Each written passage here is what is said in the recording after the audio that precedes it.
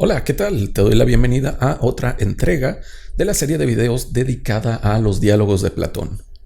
El día de hoy analizaremos el diálogo de Eutifrón. Pensé en juntar este diálogo junto con el Ión, pero concluí que la temática de cada uno de estos diálogos da para un análisis lo suficientemente detallado y extenso como para dedicarle su propio video a cada uno.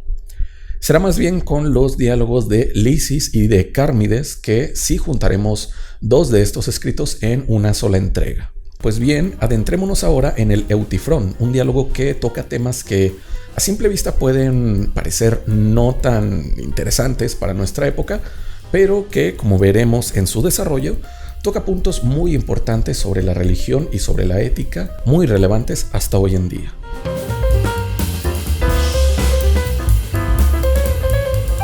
Aclaremos primero algo sobre la fecha en que este diálogo fue escrito. La redacción del Eutifrón, así como con varios otros diálogos de la etapa socrática de Platón, es difícil de ubicar cronológicamente con exactitud. Al parecer, de lo único que tenemos indicios, además de que pertenece a la etapa temprana de Platón, es que fue escrito probablemente cuando éste pasaba los más o menos 30 años, en la primera década del siglo IV antes de nuestra era. Ahora bien, la situación que plantea sigue relacionada con la acusación y juicio de Sócrates, pero ya no va a tocar un tema respecto a las leyes ni tampoco va a escenificar su juicio, sino que ya se adentrará en otro ámbito ético aún no tocado por Platón, el de la religión y el de la religión relacionada con la ética, campos que para ese entonces no eran todavía delimitados ni separados del todo. Podemos pensar con ello que cronológicamente fue escrito poco después de la apología de Sócrates y del Critón. Hablemos ahora sobre la importancia de este diálogo. Sobre todo para una superficial interpretación moderna, pareciera que el Eutifrón es un diálogo cuya temática no es tan importante, ya que podemos resumirla en una discusión entre Sócrates y Eutifrón sobre los mandatos religiosos en la antigua Atenas y, al sernos tan ajeno el vínculo que el politeísmo griego tenía con los ciudadanos de la antigua Atenas, pensaríamos que carece de importancia filosófica esta argumentación sobre qué agrada y qué no agrada a los dioses. Sin embargo, una lectura más detallada nos revela que no solo es importante este diálogo para comprender las aporías que surgen en temas religiosos, tanto para la religión griega como para otras religiones, sino que detrás de estas aporías Sócrates tenía ya identificado uno de los problemas más fundamentales de la ética, del estudio de las acciones humanas por encima de los distintos dogmas en los que los seres humanos pueden depositar su fe. Vayamos pues ahora sí al contenido del diálogo y a los argumentos que cada personaje ofrece. El diálogo se escenifica afuera del pórtico del rey, lugar en el que se realizaban trámites de orden religioso. Si alguien cometía alguna impiedad, es decir, algo contra la religión y los dioses de Atenas, podía ser ahí acusado.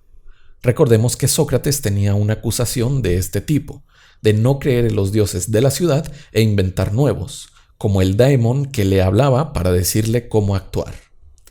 Aquello que iba en contra de los dioses era calificado como impío, mientras que lo que iba conforme a las creencias religiosas de los atenienses era llamado pío o piadoso. No confundamos entonces, durante este diálogo, el significado de piedad con el que le damos en nuestros tiempos.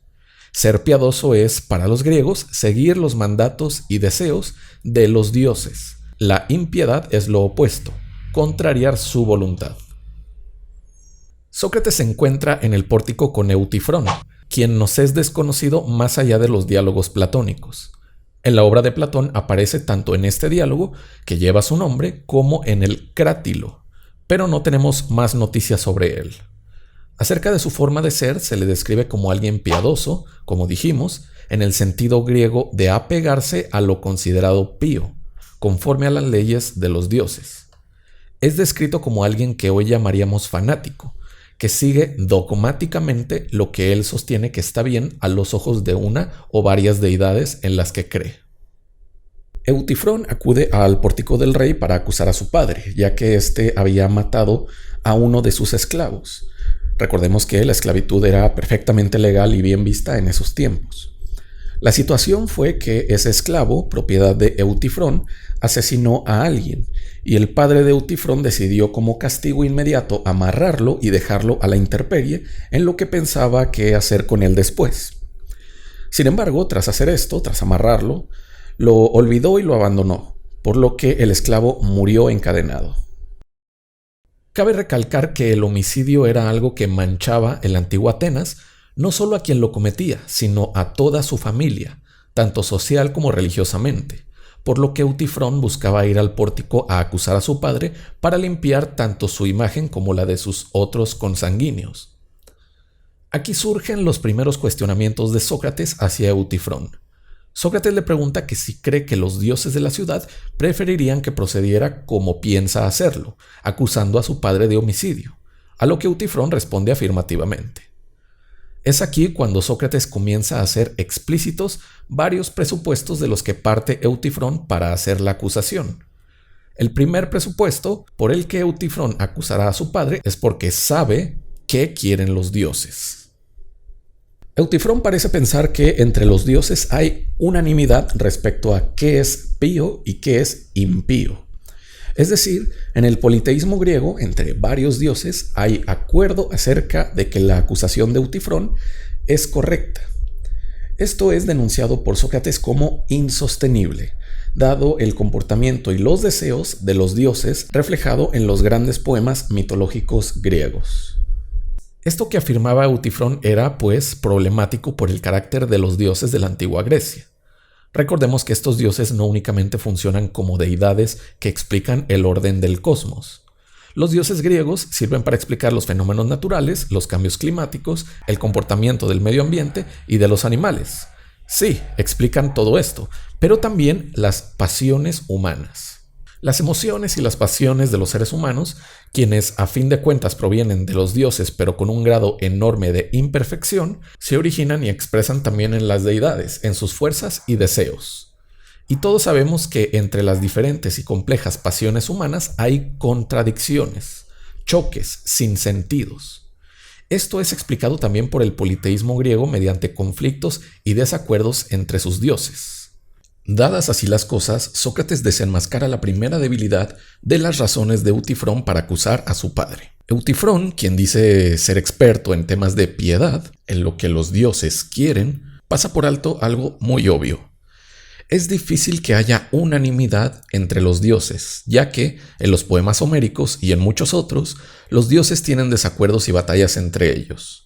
Comienza Sócrates, como es su costumbre, a evidenciar que su interlocutor no tenía el saber que presumía tener. En este caso, un saber acerca de qué quieren los dioses unánimemente. Sin embargo, responde Eutifrón, lo justo es lo justo, y todos los dioses estarán de acuerdo en que se castigue una injusticia como lo es el asesinato, por lo que Sócrates hace principalmente dos cuestionamientos más. Si lo justo es así porque lo quieren los dioses, y si hay algo más allá de lo que los dioses quieren, como algo universalmente justo. Sócrates cuestiona si aquello que es pío o justo lo es porque lo quieren los dioses, o más bien los dioses quieren a lo pío por ser pío. Sé que esto suena un trabalenguas, pero nos va a ser más fácil explicarlo con otros conceptos y con deidades que occidentalmente nos sean más familiares.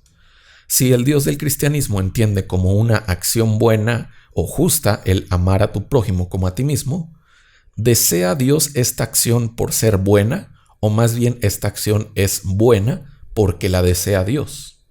¿El deseo de Dios hace que una acción sea buena o la bondad de la acción hace que Dios la quiera? Esto es importante porque dentro de la Biblia misma hay contradicciones entre los deseos de Dios.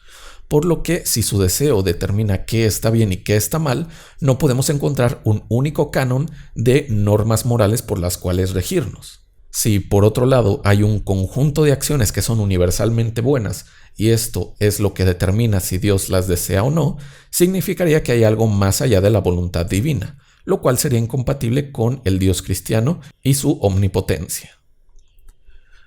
Ahora bien, regresando al politeísmo griego, lo que pregunta Sócrates al cuestionar si las acciones piadosas son queridas por los dioses por ser piadosas, o si son piadosas porque son queridas por los dioses, es esto mismo: si la causa de la bondad de una acción es el deseo de los dioses, o al revés, la bondad de las acciones determina el deseo de los dioses. De ser el primer caso, estaríamos en un problema enorme, ya que los dioses desean cosas distintas entre sí y muchas veces contradictorias, por lo que una acción como la acusación de Eutifrón a su padre podría ser piadosa para un dios e injusta para otro. No hay forma de actuar correctamente si nos guiamos por el deseo de los dioses, es la conclusión que Sócrates parece sugerir. Por otro lado, si la piedad o justicia de una acción es lo que hace que los dioses quieran esa acción, se equivoquen o no los dioses a veces en sus deseos, implicaría que hay acciones universalmente buenas. Esto es uno de los principales problemas y una de las más importantes metas que ha tenido la ética en varios pensadores. Podemos tener conflictos, como vimos, dentro de una misma religión acerca de qué está bien o qué está mal, y junto a ello podemos tener conflictos entre varias religiones. Así, acciones virtuosas o justas para el judaísmo pueden ser lo contrario para el cristianismo o para el islam, para el budismo o para el hinduismo. Sin embargo, la ética busca algo que sea justo o bueno por sí mismo, una regla o varias reglas de acción que sean universalmente reconocidas como buenas por encima de los distintos dogmas de las distintas religiones. En la pregunta de Sócrates sobre si los dioses quieren tales o cuales acciones porque son buenas por sí mismas, notamos ya lo adelantada que está la reflexión socrática en temas filosóficos, ya que, aunque Sócrates se posicionaba en una época en la que todavía no se separaban las ramas filosóficas en física, metafísica, ética o poética, ya encontraba el maestro una enorme aporía si buscábamos igualar lo que la religión dice que está bien con lo que nuestra razón dice que está bien, junto a la necesidad de encontrar un campo propio de la reflexión ética que esté más allá de las contradicciones que las morales religiosas pueden tener tanto en su interior como con otras religiones. Además de esto, Sócrates hace algunas observaciones acerca de las deidades, de si ellas sacan provecho o no de que nosotros actuemos bien y de si realmente debemos ofrecerles sacrificios u orar por ellas. Las deidades, los dioses de las distintas religiones, normalmente son tomadas como perfectas y superiores a los seres humanos, de tal forma que no necesitan de nosotros para ser quienes son. Por ello, rendirles tributo o sacrificios es un sinsentido, ya que no aportaría ningún beneficio hacia ellas. De hacerlo, significaría que las deidades necesitan de nosotros, de favores o acciones que nosotros les hagamos, haciendo que su superioridad sea insostenible. Esto mismo podemos pensar con las religiones monoteístas en las que la oración o los rituales que agradan a Dios tienen cabida. Si Dios es supremo y autónomo, no requiere de ninguno de nuestros favores ni desearía que actuáramos de tal o cual forma, ya que el deseo implica carencia. Y la carencia es una imperfección, incompatible con su perfección y su omnipotencia. Podemos entender con todos estos señalamientos por qué Sócrates era tachado de ateo, o al menos de poner en duda varias creencias sobre los dioses de la ciudad. Esto, además de ampliar el contexto con el que entendemos la acusación hacia Sócrates, nos demuestra que el maestro, quizás, más que atentar contra la religión griega, buscaba un fundamento para nuestras acciones justas o buenas más allá de la religión, dados los enormes problemas de querer buscar justificar el bien o el mal, la justicia y la injusticia en un dogma religioso. No se da, como en casi todos los diálogos socráticos, una última conclusión sobre el deseo de los dioses, la piedad de las acciones y sobre Eutifrón actuaba bien o mal al acusar a su padre. Por lo que el diálogo concluye abruptamente con Eutifrón abandonando la discusión por tener más cosas que hacer. Sin embargo, podemos destacar de este gran diálogo la problematización compleja de la objetividad de la ética y de cómo ésta debe buscar un fundamento más allá de los dogmas religiosos. Una propuesta ética positiva vamos a encontrarla en otros diálogos más maduros de Platón, pero con la pura problematización hemos tenido ya bastante avance en la investigación socrática acerca de lo bueno y lo justo. Espero que la exposición haya sido clara y que te haya gustado. El siguiente diálogo de esta serie es el Ión, así que si quieres verlo, suscríbete a Filosofía desde Cero y dale a la campanita para activar la notificación de los siguientes videos que suba. Por ahora es todo. Nos vemos en otro video sobre filosofía.